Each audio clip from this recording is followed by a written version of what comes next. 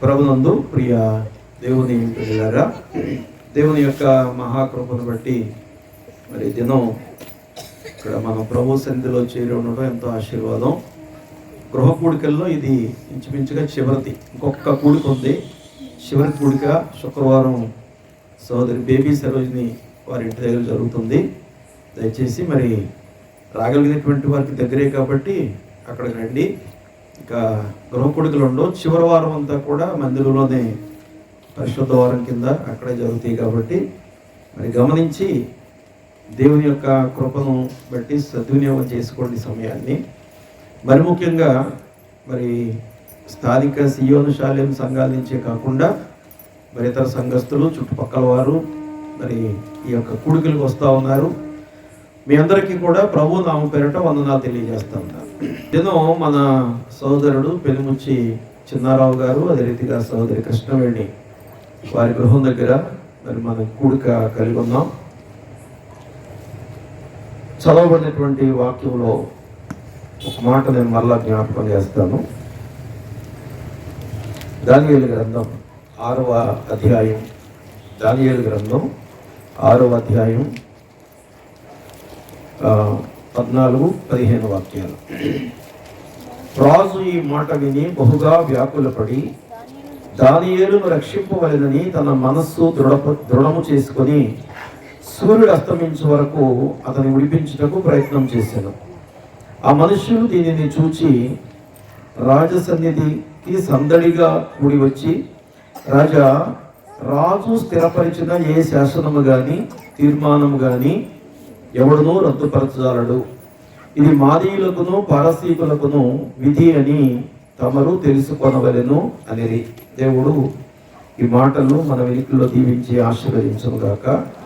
ప్రియ దేవుని బిడ్డలారా, చదువుకున్నటువంటి వాక్య భాగాల్లో మరి మనం గత కొన్ని దినాలుగా ఇవ్వబడినటువంటి పాఠ భాగాలన్నీ కూడా మరి ముందు ఆదికాండంలో నుంచి మొదలగి తర్వాత మరి దానియేలు గ్రంథంలో మత్తయి సువార్త పరిపూర్ణంగా ఈ యొక్క కూడికల నిమిత్తం మరి మనకి ఒకదాని వెంబడి ఒకటి శ్రమలను గురించి, ఆ శ్రమలలో దేవుని యొక్క తోడ్పాటు, దేవుని యొక్క సహాయం ఏ రీతిగా ఆయనను నమ్ముకున్నటువంటి వారికి దొరుకుతూ ఉందో మరి మనం చాలా వాక్యాలు చాలా సందర్భాల్లో గృహ కూడికల్లో కానీ మందిరంలో జరిగేటువంటి కూడికల్లో కానీ మరి ఆయా సహోదరులు మాట్లాడుతూ ఉండగా మనం విన్నాం. ఆయా వాక్య భాగాలు మనం ఒక క్రమములో మరి చక్కగా ధ్యానాలు చేసుకుంటా ఉన్నాం.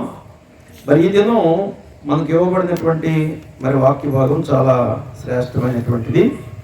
చక్కటి వాక్య భాగాలు మరి దినాన మన కొరకు ఉన్నాయి.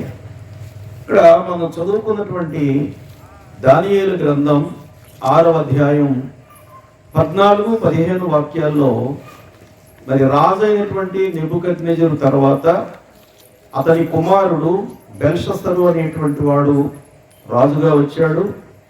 బహు కొద్ది కాలంలోనే ఈ బెల్షస్సరు దేవుని ఎదుట పాపం చేసినటువంటి వాడుగా ఉండి తన యొక్క జీవితాన్ని మరి కోల్పోయినటువంటి వాడుగా కనపడతా ఉన్నాడు. ఆ తదుపరి మరి రాజుగా వచ్చినటువంటి వాడు ఎవరంటే దర్యావేషు. ఈ దర్యావేషు అనేటువంటి వాడికి మరి కొంత మరి చరిత్ర ఉంది. దర్యావేషు అనేటువంటిది నిజానికి మరి వ్యక్తి యొక్క పేరు కాదు, కానీ మాదీయులలో వారు మరి పెద్ద స్థాయిలో ఉన్నటువంటి వారు, అనగా పరిపాలకులుగా కానీ అధికారులుగా కానీ ఉన్నటువంటి వారికి ఈ యొక్క దర్యావేషు అనేటువంటి ఆ మాటను ఒక బిరుదుగా, ఒక పదంగా వాళ్ళకి తగిలిస్తూ ఉంటారు.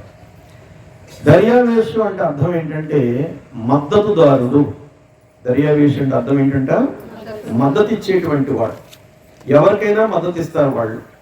ఎందుకంటే వారికి ఉన్నటువంటి ఒక మంచి ఆలోచన, పరిపాలన చేసేటప్పుడు మంచివారుగా ఉన్నటువంటి వ్యక్తుల్ని మంచి వ్యక్తుల ద్వారా మంచి సలహాలు తీసుకొని వారి యొక్క పరిపాలన క్రమమైనటువంటి రీతిలో జరిపించుకోవాలనేటువంటిది వారి యొక్క ఆలోచన.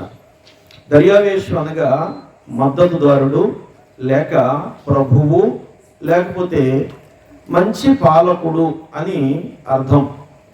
ఇది పారసీక భాషలో ఉన్నటువంటి పేరు. అయితే తెలుగులో కూడా మరి మనకు అదే పేరు ఇచ్చారు, ఇంగ్లీష్లో కూడా మరి అదే పేరు కనపడుతూ ఉంటుంది.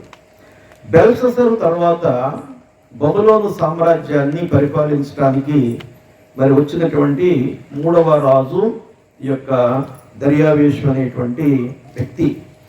కాబట్టి ఇక్కడ మరి మనం జ్ఞాపకం చేసుకోవాలి, దర్యావేషు అంటే నేను మీకు మరి ముందుగానే చెప్పాను, మద్దతు ఇచ్చేటువంటి వాడు, లేకపోతే మంచి పని వారిని ఎన్నిక చేసుకొని ప్రభుత్వాన్ని చక్కగా నడిపించుకునేటువంటి వాడు అనేటువంటి అర్థం మీకు చెప్పాను. ఈ దర్యావేషు కూడా మరి అలాంటి వాడిగానే ఉండి అతని యొక్క రాజ్యములో ఇంచుమించుగా 120 మంది అధిపతులను ఏర్పాటు చేసుకున్నాడు. అంటే మంచి సలహాదారులను ఏర్పాటు చేసుకున్నాడు. ఆ 120 మందిలో కూడా మరలా 3 ప్రత్యేకమైనటువంటి సలహాదారులుగా ఏర్పాటు చేసుకున్నాడు. ఆ 3లో మరి దానియేలును మరి ప్రముఖుడిగా అందరి మీద కూడా అధిపతిగా మరి ఆయన నియమించుకున్నటువంటి వాడుగా ఉన్నాడు. ప్రధానమంత్రులు ఉన్నారు, తర్వాత అధికారులు ఉన్నారు, ఇతర పరిపాలకులు కూడా ఉన్నారు. కానీ ఇక్కడ మరి ఈ దర్యావేషు చేసినటువంటి గొప్ప కార్యం ఏంటంటే 120 మంది జ్ఞానవంతులైనటువంటి తెలివైనటువంటి అధికారులను మరి ఏర్పాటు చేసుకొని వారిలో 3ని ప్రధానులుగా తీసుకొని ఆ 3లో కూడా దానియేలును మరింత ప్రధానుడిగా ఆయన తీసుకున్నటువంటి వాడుగా ఆయన కనపడతా ఉన్నాడు. ఒకసారి బైబిల్లో ఉన్నటువంటి వారు ఎవరైనా ఉంటే దానియేలు గ్రంథం 6వ అధ్యాయం మొదటి 2 వాక్యాలు ఒకసారి మనం జ్ఞాపకం చేసుకుందాం. అందరూ చూడండి, నేను చదువుతాను, దయచేసి బైబిల్ ఉన్నటువంటి వారందరూ కూడా చూడండి. తన రాజ్యం అంతటి పైన అధిపతులుగా ఉండుటకై 120 మంది అధిపతులను నియమించుటకు దర్యావేషునకు ఇష్టమాయను. వారిపైన 3ని ప్రధానులుగా నియమించెను. ఆ 3లో దానియేలు ముఖ్యుడు. అంతేకాదు ఇక్కడ మరొక మాట దానియేలు గురించి చక్కగా తెలియచేయబడతా ఉంది. రాజునకు నష్టము కలుగకుండానట్లు ఆ అధిపతులు తప్పకుండా వీరికి లెక్క గొప్ప చెప్పవలెనని ఆజ్ఞ ఇచ్చెను. మరి ఏర్పాటు చేయబడినటువంటి యొక్క నాయకులలో లేక ప్రధానులలో దానియేలు అందరికంటే కూడా ముందున్నటువంటి వాడిగా ఉన్నాడు. అంతేకాదు దానియేలు అన్ని విషయాల్లో కూడా మరి రాజునకు ఇష్టమైనటువంటి వాడుగా ఉన్నాడు. ఏమిటి, ఎందుకు ఇష్టమైందనంటే 6వ అధ్యాయంలోనే 3వ వాక్యాన్ని ఒకసారి మనం జ్ఞాపకం చేసుకున్నట్టయితే, ఈ దానియేలు అతి శ్రేష్టమైన బుద్ధి గలవాడై ప్రధానులలోనూ అధిపతులలోనూ ప్రఖ్యాతి నొంది ఉండెను గనుక రాజ్యమంతటి మీదను అతనిని నియమింపవలని రాజు యొక్క ఉద్దేశం ఆయను. ఎందుచేత రాజుకి ఇష్టమైనదంటే మొదటే చెప్తా ఉన్నాడు, అతి శ్రేష్టమైన బుద్ధి గలవాడు. దావీదును దేవుడు ఎందుకు ఏర్పాటు చేసుకున్నాడు? దావీదు సుబుద్ధి కలిగిన వాడు. కాబట్టి మంచి బుద్ధి ఉన్నటువంటి వారిని ఈ లోకంలో దేవుడు ఎన్నికైనటువంటి వారిలాగే ఉంచడం కాదు, ఆయన కొరకు ఒక ప్రత్యేకమైనటువంటి రీతిలో వారిని వాడుకోవడానికి ఆయన వారందరినీ కూడా ప్రత్యేకించుకొని ఆయన యొక్క మహిమ వారి ద్వారా అనేక మందికి తెలియడానికి ఆయన ఇష్టపడేటువంటి దేవుడుగా ఉంటా ఉన్నాడు. ఇక్కడ మరి దానియేలు లేక షద్రకు మిషాకు అబేద్నెగో అనేటువంటి వారు ఆ యొక్క పారసీక దేశంలో లేకపోతే బబులోను దేశంలో ఉన్నటువంటి వారు కాదు, వారు యూదులు. ఇశ్రాయేలీయుల మీదకి మరి ముందున్నటువంటి రాజులు దండెత్తి వీళ్ళని తెలివైనటువంటి వారిని అక్కడి నుంచి తెచ్చుకొని వారిని జ్ఞానవంతులుగా ఉండేలాగా వాళ్ళు తరిపిదిచ్చుకున్నటువంటి వారుగా. కానీ అప్పటికే దానియేలు కానీ షద్రకు కానీ మిషాకు కానీ వారందరూ కూడా దేవుని యందు భయభక్తులు కలిగి వారి యొక్క ఆత్మీయ జీవితాలు క్రమపరచుకోవటమే కాదు, అనేక మందికి మేలుకరంగా ఉండేలాగున మరి వారి యొక్క నడవడిక అంతా కూడా ఉండేది. అందుచేత దర్యావేషు పరిపాలనలోకి వచ్చిన తర్వాత దానియేలులో గమనించినటువంటి మంచి మాట 3వ వాక్యంలో చెప్తా ఉన్నాడు. ఈ దానియేలు అతి శ్రేష్టమైన బుద్ధి గలవాడు. అంటే బుద్ధి గలవాడు మంచిదే, మరి మంచి బుద్ధి గలవాడు మంచిదే, కానీ దానికంటే కూడా మంచిదేంటి? అతి శ్రేష్టం. మనం ఏదైనా 3 అనేటువంటిది మనం చాలా ఇష్టంగా తీసుకుంటాం కదా. ఈ 3వ పదంలో మరి దానియేలు గురించి తెలియజేయబడతా ఉంది. దానియేలు అతి శ్రేష్టమైన మరి బుద్ధి కలిగినటువంటి వాడు అనేటువంటి మరి మాట లేక ఒక గొప్ప సాక్ష్యం మరి ఆ రాజుగారు చెబుతూ ఉన్నటువంటి వాడుగా ఆయన కనపడతా ఉన్నాడు. ఈ దర్యావేషు అనేటువంటి రాజు బెల్షస్సరు పరిపాలన తర్వాత వచ్చాడు. నెబుకద్నెజరు యొక్క కుమారుడు బెల్షస్సరు అయితే ఈ దర్యావేషు అనేటువంటి వాడు ఎవరి కుమారుడు కాదు, ఆ ప్రక్కనే ఉన్నటువంటి ఆ దేశానికి చెందినటువంటి వాడు. మరి హతమైన తర్వాత, బెల్షస్సరు చనిపోయిన తర్వాత ఈ దర్యావేషు మరి రాజుగా వచ్చినటువంటి వాడుగా ఉన్నాడు. రావటమే మరి మంచి వాళ్ళు ఎక్కడున్నారు, దేవుని యొక్క పిల్లలు ఎక్కడున్నారు, దైవ సంబంధమైన జ్ఞానం ఎవరికి ఉంది అనేటువంటి దాన్ని జాగ్రత్తగా పరిశీలించుకొని ఆయన మరి 120 మంది అధిపతులను పెట్టుకున్నాడు. వారి మీద మళ్ళా 3 ప్రధానులు పెట్టాడు.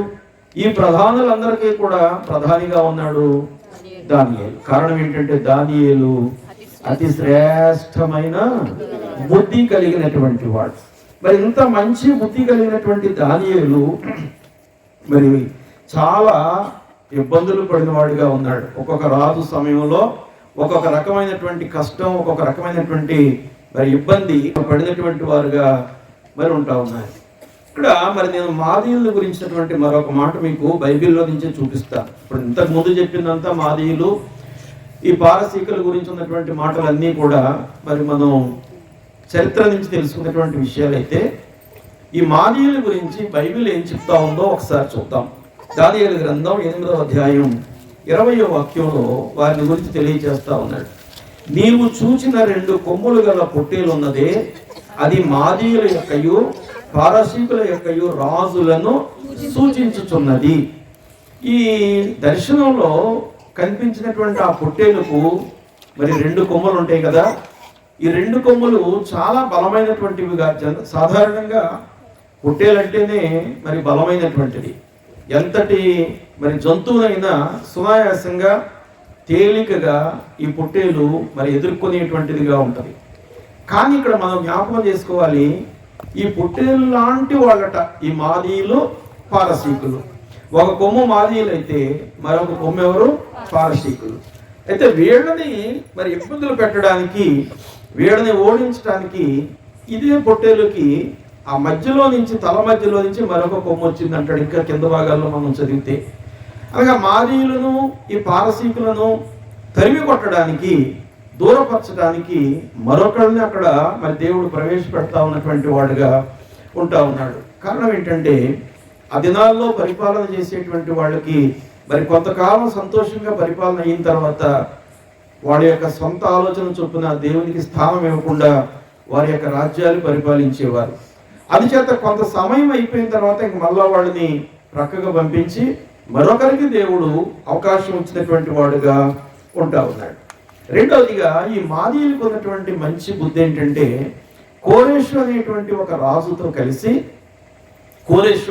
రాజుతో కలిసి ఆయన మరి ఈ బబులోను ప్రాంతంలో ఉన్నటువంటి దేవునికి విరుద్ధంగా ఉన్నటువంటి వారి మీద యుద్ధం చేసి వాళ్ళకి యెరూషలేము పట్టణానికి వెళ్ళటానికి ఒక మార్గాన్ని ఏర్పాటు చేశాడంటే, ఈ మాదీయులు అనేటువంటి వారు, లేకపోతే అంతకు ముందు ఉన్నటువంటి బబులోను ప్రజలు, ఇశ్రాయేలీయులు ఎవరైనా కనుక ఆ ప్రాంతంలో ఉండి వాడు యెరూషలేము పట్టణానికి వెళ్దామంటే వాళ్ళని వెళ్ళనిచ్చేవారు కాదు, అడ్డగించేవారు. ఎందుకంటే యూదులంటే ఆ దినాల్లో ప్రతి వారికి కూడా చాలా మరి ద్వేషం ఉండేది.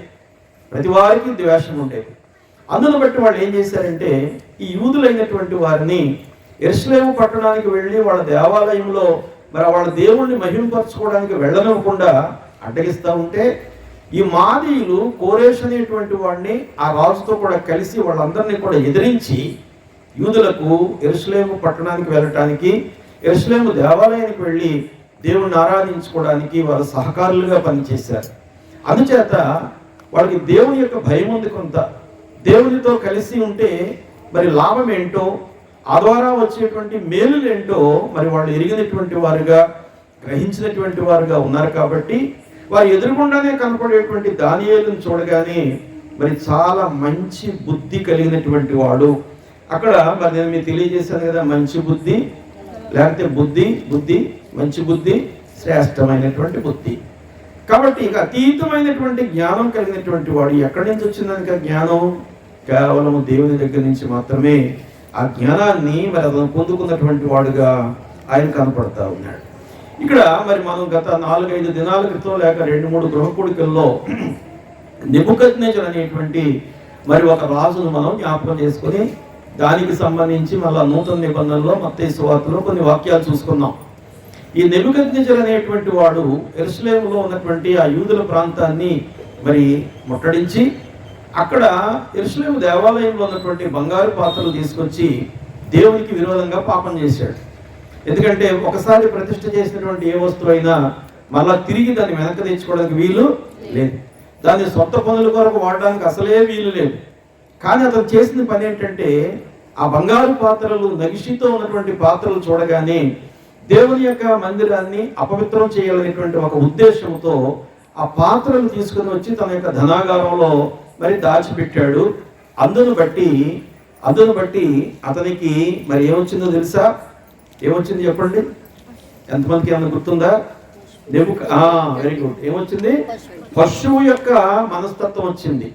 పశువులాగా గడ్డి తినటం, పక్షిలాగా వేళ్ళకి కాళ్ళకి గోళ్ళు పెరిగిపోవటం, ఈ శ్రమ అంతా కూడా 7 సంవత్సరాల పాటు అతను పడినటువంటి వాడుగా ఉన్నాడు. ఆ తదుపరి అతని కళ్ళు తెరవబడ్డాయి, ఆత్మీయ నేత్రాలు తెరుచుకున్నాడు. దేవుని యొక్క తీర్పు అతని మీద పూర్తయిపోయింది. ఆ వెంటనే మళ్ళా మానవుడిలాగా ప్రవర్తించాడు, రాజ్యానికి వచ్చాడు, అధికారులందరూ సహకరించారు, సింహాసనం ఎక్కాడు. అతని కాలం కూడా పూర్తయింది.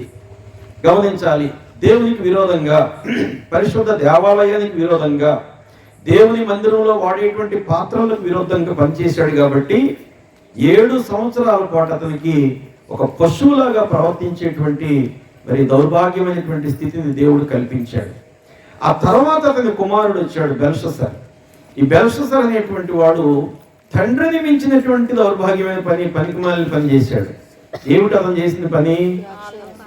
అతను చేసిన పని ఏంటంటే, తండ్రి యెరూషలేము దేవాలయంలో కొల్లగొట్టి తెచ్చినటువంటి బంగారు పాత్రలన్నీ కూడా అతను ఆ యొక్క ధనాగారంలో ఉంచి పెడితే 1000 మందిని సమకూర్చుకొని తన రాజ్యంలో ఒక ఉత్సవంలాగా చేద్దామని ఇతను చేసిన పని ఏంటంటే, బెల్షస్సరు అతని యొక్క అధికారులతోటి, అధిపతులతోటి, రాణులతోటి, ఉపపత్నులతోటి కలిసి ఈ 1000 మంది మరి ఆ యొక్క ధనాగారంలో ఉన్నటువంటి యెరూషలేము దేవాలయంలో ఉండేటువంటి ఆ బంగారు పాత్రలు తెప్పించుకొని ఆ మద్యాన్ని ఆ బంగారు పాత్రలో నింపి మరి దాన్ని తాగుతూ మత్తుడైపోయి అక్కడ ఏమంటాడంటే ఇనుము, రాయి, చెక్క, ఇత్తడి, రకరకాలైనటువంటి మరి వస్తువులు, పదార్థాలతో చేసినటువంటి ఆ యొక్క దేవతా విగ్రహాలు పెట్టుకొని బహుభయంకరమైనటువంటి మరి రీతిలో అతను దేవుని ఎదుట మరి పాపము చేసినటువంటి వాడుగా ఉంటా ఉన్నాడు.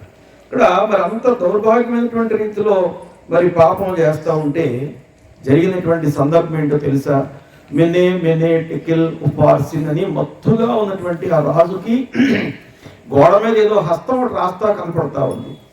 అయితే రాస్తున్నట్టుంది కానీ మరి మత్తుగా ఉన్నాడు కాబట్టి, త్రాగి ఉన్నాడు కాబట్టి ఆ రాత అర్థం కాలేదు. సరే, దానియేలుని పిలిచాడు.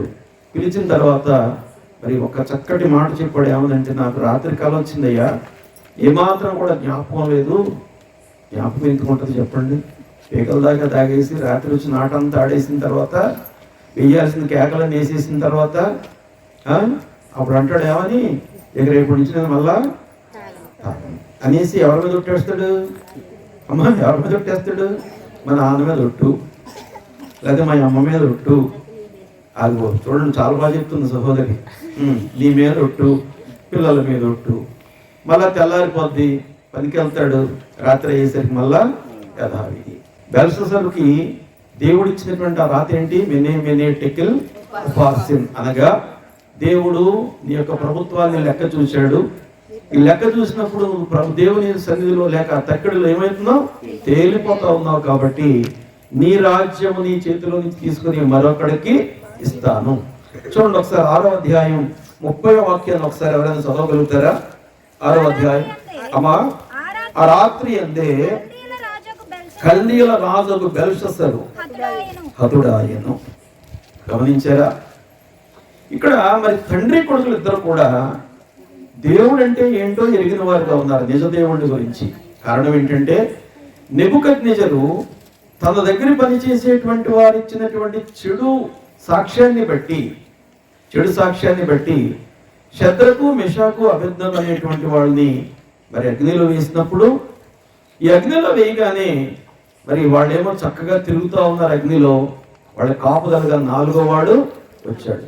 ఆ 4వ వాని రూపమట దేవతలను పోలినటువంటి రూపము అనేటువంటి మరి మాట అక్కడ చక్కగా రాస్తా ఉన్నాడు. దేవదూతల ముఖంలో కనపడతా ఉంది. అనగా తన యందు విశ్వాసం ఉంచేటువంటి వారికి దేవుడే అన్ని విధాల కాపుదలుగా ఉంటాడు. అది సముద్రము యొక్క లోతంత కష్టమైన, లేకపోతే నీ ఎదురుగుండా ఒకవేళ అగ్నిగుండం లాంటి బాధ అయినప్పటికీ కూడా నిన్ను దాని నుంచి తప్పించేటువంటి వాడు నీవు కలిగి ఉన్నా, నేను కలిగి ఉన్నా, లేక మనందరము కలిగి ఉన్నటువంటి మన రక్షకుడైన యేసు ప్రభు అనేటువంటి మాట మనం జ్ఞాపకం చేసుకోవాలి. ఇక్కడ మరి ఎరిగినటువంటి వాడుగా ఉండి అతను తప్పు చేస్తా ఉన్నాడు. దేవుని యొక్క పాత్రలు తీసుకొచ్చి దాచుకున్నాడు. కానీ శద్రకు మెషాకు అబేద్నెగోలను అగ్నిగుండంలో వేసిన తర్వాత అక్కడ 3 కాకుండా 4 కనపడుతూ ఉంటే భయపడిపోయాడు. ఒక్కసారి ఆ వాక్యాన్ని కూడా మీకు చదువుదాం. దానియేలు గ్రంథంలోనే 4వ అధ్యాయం 29వ వాక్యంలో, నేనొక శాసనము నియమించుచున్నాను, ఏదనగా ఈ విధముగా రక్షించుటకు సమర్థుడగు దేవుడు కాక మరి ఏ దేవుడును లేడు. కాగా ఏ జనులలో గాని, రాష్ట్రములో గాని, ఏ భాష మాట్లాడు వారిలో గాని శద్రకు మెషాకు అబేద్నెగో అని వారి దేవుడు ఎవడు దూషించునో వాడు తుత్తునీయులుగా చేయబడును. వారి ఇల్లు ఎప్పుడు పెంట కుప్ప. అంటే మొదట ఇచ్చినటువంటి శాసనాన్ని రద్దు చేసేసాడు. ఆ శాసనాన్ని రద్దు చేసి తిరిగి శాసనం ఇచ్చాడు. మరి తిరిగి శాసనం ఇచ్చినటువంటి పెద్ద మనిషి ఏం చేయాలా? యెరూషలేము దేవాలయంలో దొంగిలించిన పాత్రలు పట్టుకెళ్ళి అక్కడ క్షమాపణ చెప్పి పెట్టాలి కదా. ధనాగారంలోనే మరి ఉంచుకున్నాడు. గమనించాలి, ఇతను ఒక దినాన తన మిద్దె మీద తిరుగుతూ ఈ పట్టణానంతటిని కూడా నేను ఎంత చక్కగా కట్టించాను, ఈ పట్టణం అంతా కూడా ఇంత సుందరంగా ఉందంటే ఇది కేవలం నా ఆలోచన అనుకున్నాడు. దేవుని సహాయం అనేటువంటిది అతడు మరిచిపోయినటువంటి వాడుగా ఉంటా ఉన్నాడు. అక్కడ వాక్యంలో తెలియజేయబడతా ఉంది, నెబుకద్నెజరు హృదయమున గర్వించిన వాడై ఏం చేశాడట? హృదయమున జాగ్రత్త, ఏదైనా ఉండొచ్చు కానీ మన హృదయంలో గర్వం ఉందంటే మన సమస్తమైనటువంటి మరి సందర్భాల్లో కూడా అది మనల్ని అణిచివేసేటువంటిదిగా కనపడతా ఉంటుంది. మరి రెండవదిగా ఈ నెబుకద్నెజరు యొక్క కుమారుడు బెల్షస్సరు తండ్రి తెచ్చినటువంటి పాత్రలు ఇంటికి తెప్పించుకొని ఆ రాజదర్బార్లో రాజనగర్లో కూర్చొని మరి 1000 మందిని కూడా పెట్టుకొని అతను చేసినటువంటి పని ఏంటో ఒకసారి మనం జ్ఞాపకం చేసుకున్నాం. గత రాత్రి, అంతకు ముందు రాత్రి ఏమిటి అతను చేసిన పని? దైవ సంబంధమైనటువంటి ఉపకరణాలలో మద్యాన్ని పోసి మరి విచ్చలవిడిగా తాగుతూ రకరకాలైనటువంటి లోహాలతోటి, మట్టితోటి, రాళ్లతో కూడా చేసిన విగ్రహాలన్నింటినీ మరి 1000 మంది ఉన్నారంటే అక్కడ ఏమన్నాడు? అతని రాణులు ఉపపత్నులు, అంటే ఒక్కొక్కళ్ళగా ఒక్కొక్క రకం. మన సొలొమోను గారు లాగా అంతే కదా. సొలొమోను గారు కూడా అలాగే చేశాడు కదా. మరి 1000 మంది భార్యలు తెచ్చుకున్నాడు, 300 + 700 తెచ్చుకొని వారందరి ఆలోచన చొప్పున ఏ భార్యకి ఏ విగ్రహం అవసరమో, ఏ విగ్రహం ఇష్టపడుతుందో అవన్నీ తయారు చేయించాడు. ఎవరితోటి?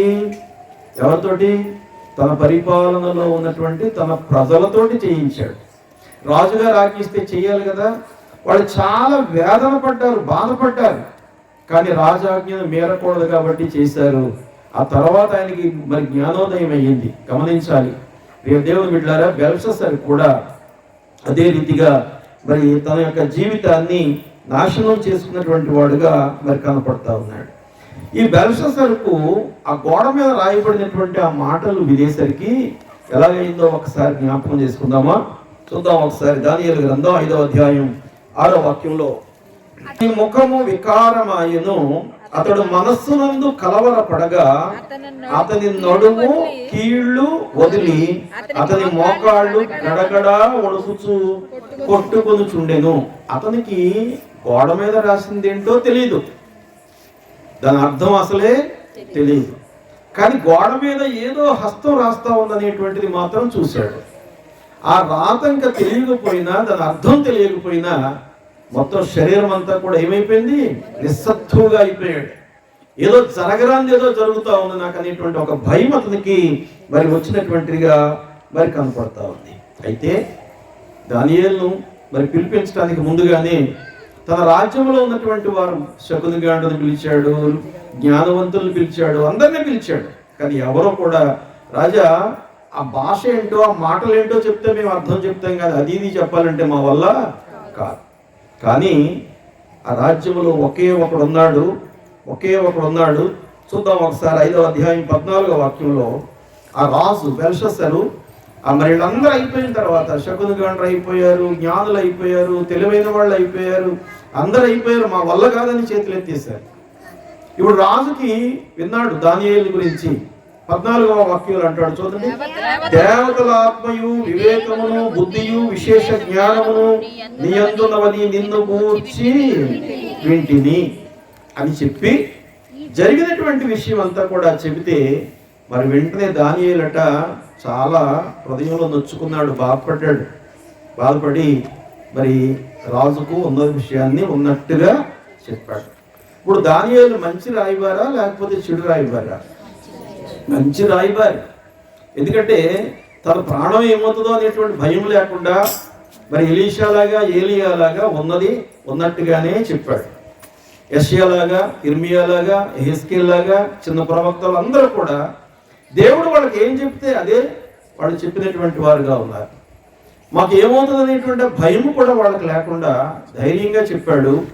మనసులో కొంత బాధపడ్డాడు, పాపం రాజుకి ఎలాగ అవుతుందా అనేసి అని చెప్పి, అయినప్పటికీ ధైర్యంగా చెప్పాడు. ఆ మరుక్షణమే ఏమైపోయింది చెప్పాలి.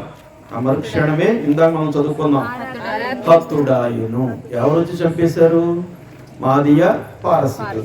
ఈ రాజ్యం ఇప్పుడు ఇద్దరికి ఇచ్చాడు దేవుడు.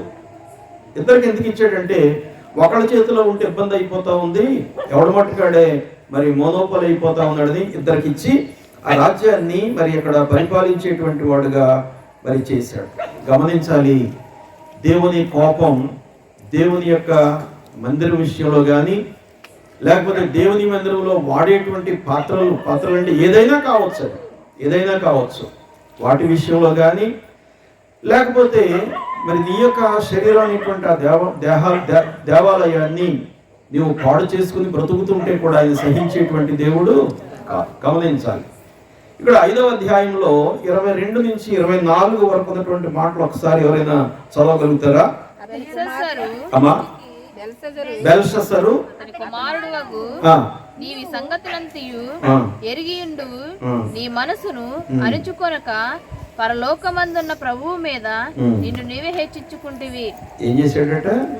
దేవుని కంటే కూడా నేనే గొప్పవాడిని, అందుకే దేవుని మందిరం ఉండేటువంటి పాత్రలు తీసుకొచ్చి నేను అందులో మద్యాన్ని పోసుకుని తాగుతా ఉన్నాను. ఇవన్నీ దేవుడు చూస్తే ఆయన సహిస్తాడా చెప్పండి?